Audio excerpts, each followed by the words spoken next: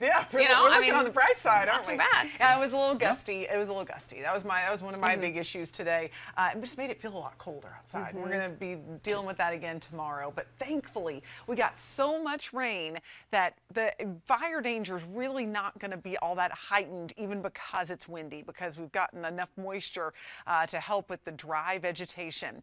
Now, as we get into Friday, the wind will begin to settle down, and we're going to be sunny. It's going to be gorgeous. Friday, Saturday. Oh, great days to be outside. We got to watch Saturday night into Sunday for a few showers, but not from this system. This one's going to be moving on out, but a powerful area of low pressure that is wrapping around snow through Kentucky and will bring in some to our high mountains. That's what's left of that line of storms that moved through our area.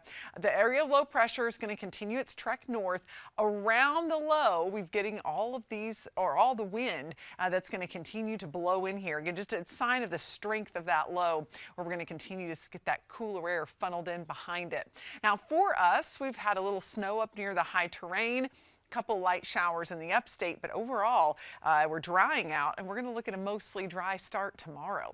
So your next 24 hours, temperatures begin in the upper 30s, so it will be cooler than this morning. The gusty winds remain though, so it's going to feel a little colder than that, feeling closer to 32 first thing in the morning. Your second half of the day, we're looking at 50s. This is more standard of winter for sure. 55 in Jonesville, 57 in Simpsonville, and 58 in Clinton. Meteorological winter has started, but technically winter hasn't officially begun. That happens in a couple of weeks. But 58 right now in tomorrow in Williamston, 57 in Walhalla, and in western North Carolina, 43. That's as warm as it gets in Canton tomorrow.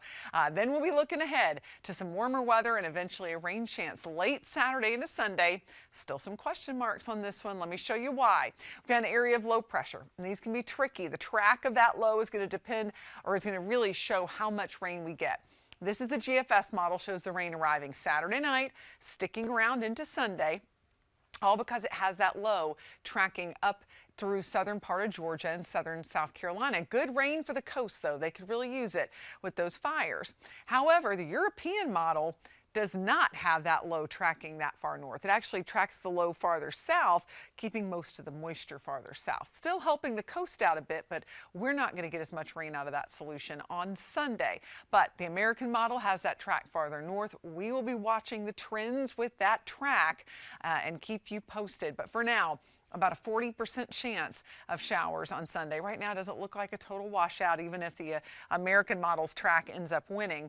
And we go into next week, we'll clear on up, and we'll be looking at 70s by Tuesday into Wednesday. Mostly sunny skies ahead.